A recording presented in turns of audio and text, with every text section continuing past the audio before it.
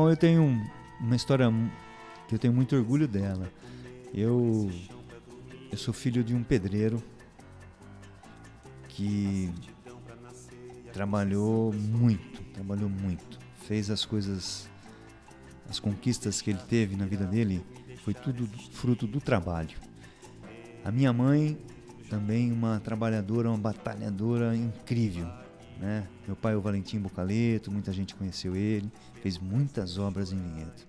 A obra mais marcante, inclusive, foi a igreja, o revestimento da igreja. Pastilhou toda, foi uma loucura. Em 1970, era uma verdadeira loucura fazer isso. E a minha mãe é uma batalhadora também, Desíria, todo mundo conhece a dona Desíria, que saiu da roça, uma menina que vem da roça e se constitui como uma média comerciante, sai de costureira, ajudou meu pai, foi um pilar da nossa família. Eu tenho uma irmã que é enfermeira, né? Eu sou biólogo, fiz biologia na Unicamp, minha irmã fez enfermagem na Unicamp, e foi com o esforço dessas duas pessoas. Foi um esforço heróico deles, dois batalhadores, né? E nesses 53 anos que eu tenho de Vinhedo, eu tenho muitas boas recordações. Fizemos coisas, a minha infância, tenho uma memória assim muito bonita. Vinhedo, naquela época, era uma cidadezinha do interior. Era uma cidadezinha que no final do ano era tomada pelo aroma dos vinhedos que aqui existiam. Pertinho aqui na Barra Funda, os Pinhatas, o pessoal dos Trevisãs, que tinha os sítios, né? Os Junco, que tinha um sítio na entrada da cidade. Era uma coisa maravilhosa, era o cheiro da uva, era muito gostoso, né? Tive uma infância de gente humilde, mas uma infância assistida, de uma família que esteve presente o tempo todo, né? Muito carinho do meu pai, muito carinho da minha mãe, né? E os vizinhos, eu lembro muito bem dos vizinhos que tive, o Marcos Torres, o Wagner Torres, o Miguel Bracalente, o Arnaldo Tramontano,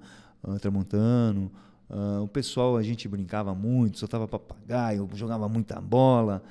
Inclusive, meu apelido vem desse período aí. Na minha infância, um dos momentos marcantes da minha infância que eu queria era ser coroinha. Coroinha é um ajudante do padre, que ajudava o padre a rezar a missa. E nós tínhamos aqui em Vinhedo o Monsenhor Favorino, uma pessoa que foi marcante para a história de Vinhedo.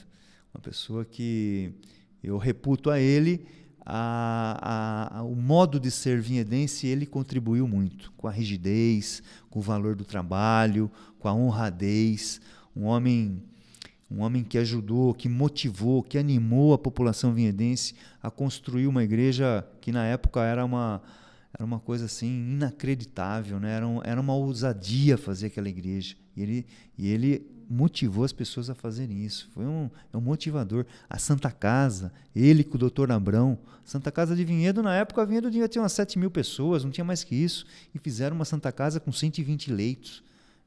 Foi uma ousadia, mostrando que o povo de Vinhedo tem essas raízes. E como ele era o padre, tinha um conjunto de coroinhas que auxiliavam na missa, eu sempre tive vontade e fui fazer, tinha um curso para fazer de coroinha. A gente fez o curso de coroinha lá, acho que era frequentar a missa tinha uma missa das 6 horas da manhã, e tinha que ir lá nessa missa. Acho que era um mês e meio, era aprendiz. E aí me transformei num coroinha, um glorioso coroinha do Padre Favorino.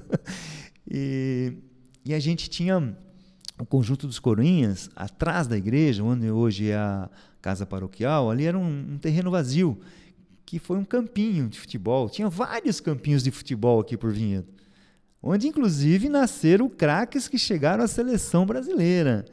Eu falo para todo mundo, eu cheguei a jogar bola com dois jogadores profissionais, que foi o Carlos, que aqui para nós era o Ganso, é aqui que ele teve esse apelido.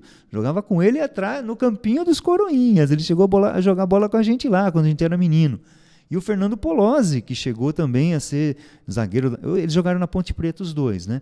Chegou a ser zagueiro, o Ganso foi goleiro, E o Fernando foi zagueiro na Ponte, depois no Palmeiras, o Ganso foi para o Corinthians, foi para a seleção brasileira, disputaram a Copa da Argentina.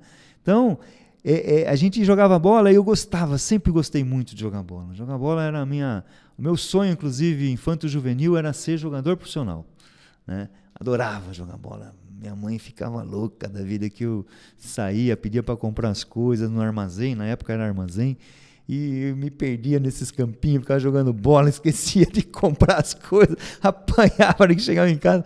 Foi um negócio, foi uma infância rica nessas coisas, né? E nesse campinho aí dos Coroinhas, eu sempre era muito fominha, gostava de gostava de driblar. E o pessoal, o Cônego Favorino me tratava como baixinho, que era bem pequenininho, né? Eu era o baixinho, não sei o quê, e os outros Coroinhas também me tratavam por baixinho. E jogando bola, né? Eu, fominha daquele jeito, pegava uma bola, só queria driblar. Eu passa a bola, baixinho, Xinha. Aí acho que nasceu o meu apelido de Xinha. E daí eu costumo dizer que fui batizado pela segunda vez. Batizado pelos meus amigos de futebol, de bola, de campo de terra, né? Aí que nasceu o Xinha e me acompanha até hoje. Eu tenho muito orgulho desse apelido, porque foi um apelido carinhoso, foi uma demonstração de carinho dos meus amigos. Minha juventude também foi ter uma saudade imensa dela. Aproveite a juventude, vocês que são jovens. Aproveitem, curtam, porque é um momento maravilhoso da vida. A minha foi, né? Trabalhei muito dos 16 anos. Comecei a trabalhar numa fábrica que fazia lente de óculos, Fundiblock se chama, do falecido Armando Tramontano, do Vitório Fico, que foi diretor de escola. Eu trabalhei lá, fiquei 2 anos, sabia fazer a lente de óculos inteirinho, o processo inteirinho. E como eu jogava bola bem, me convidaram para ir trabalhar na prefeitura, na Carburundo, né, que tinha um campeonato de futebol aqui, e o Mazinho Fávaro estava organizando o time, e ele sabia que eu jogava bem, me chamou para trabalhar na Carburundo, e eu fui lá ser ajudante dos torneiros. Fiquei 1 ano lá, ganhamos o campeonato, né?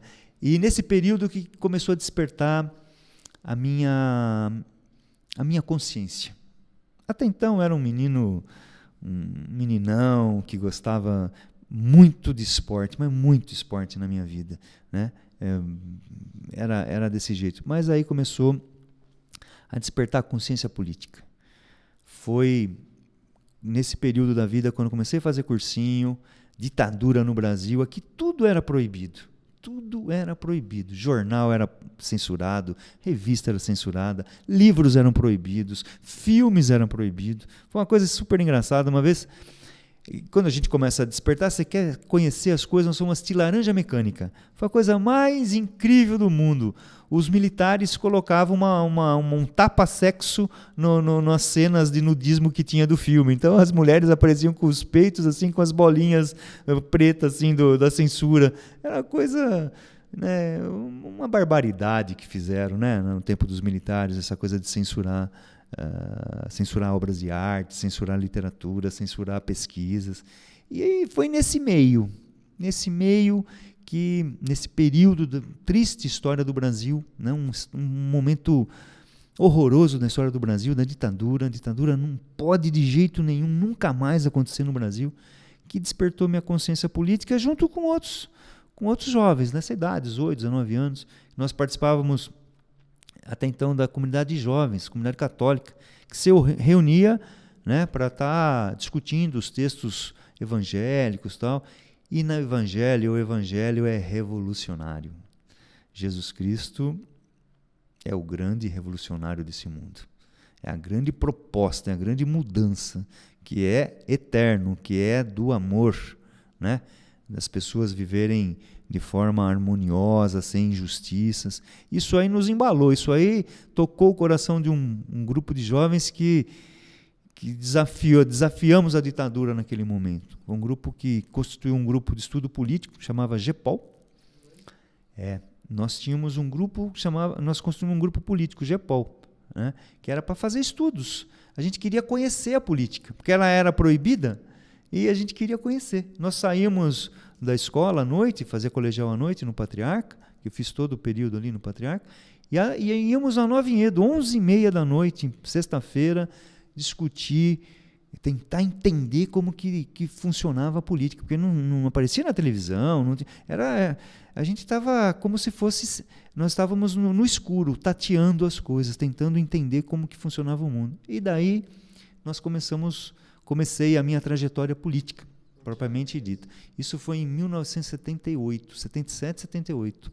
78, inclusive, foi a primeira campanha que esse grupo participou, né? Na época, nós fizemos campanha aqui para o senador, candidato a senador, Fernando Henrique Cardoso, que era a coisa mais revolucionária naquele momento, que era MDB, né?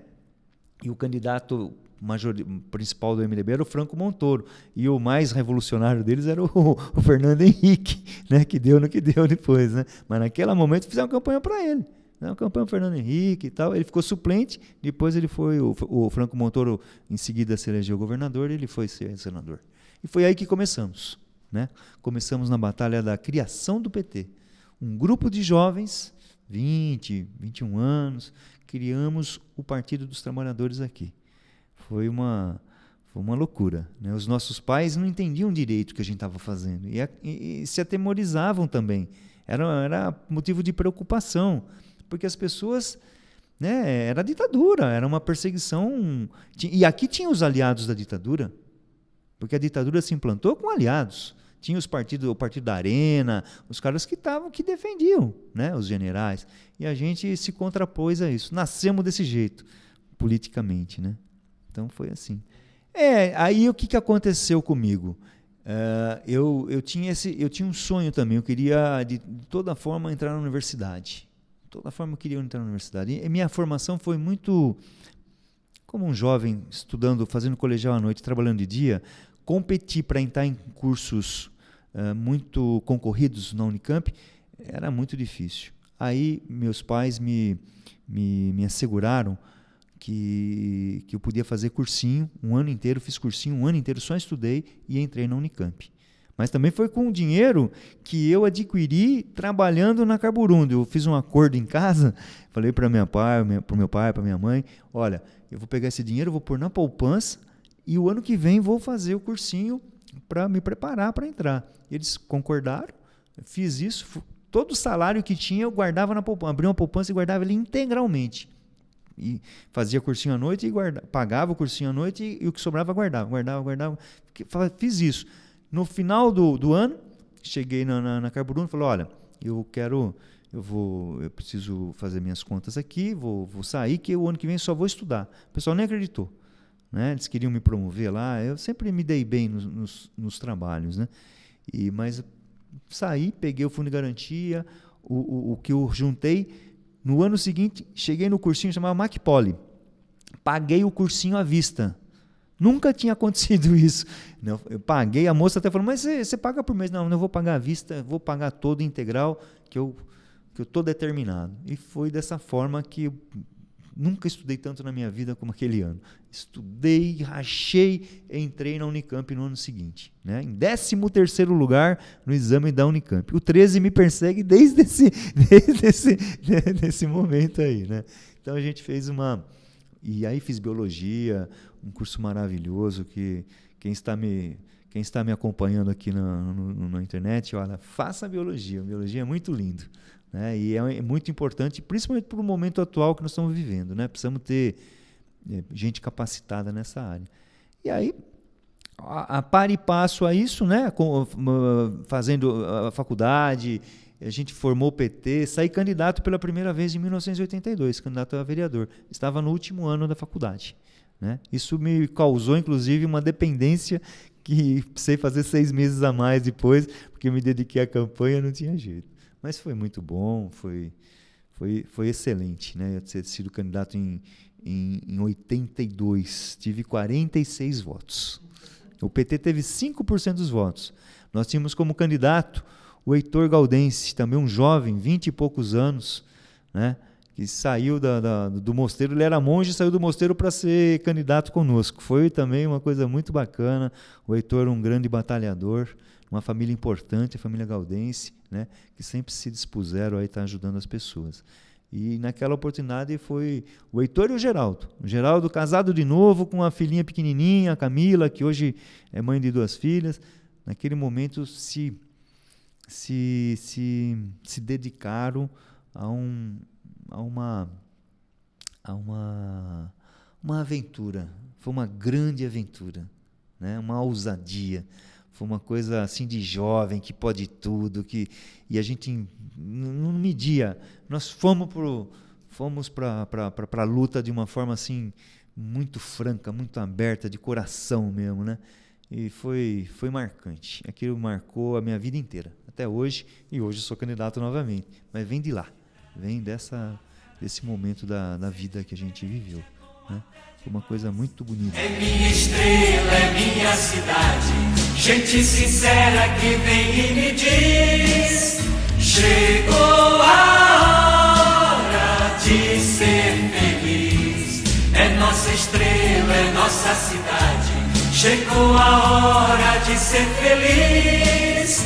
Se a vida ensina, eu sou aprendiz. Vote 13. Vote professor Chinha prefeito e Coutinho vice.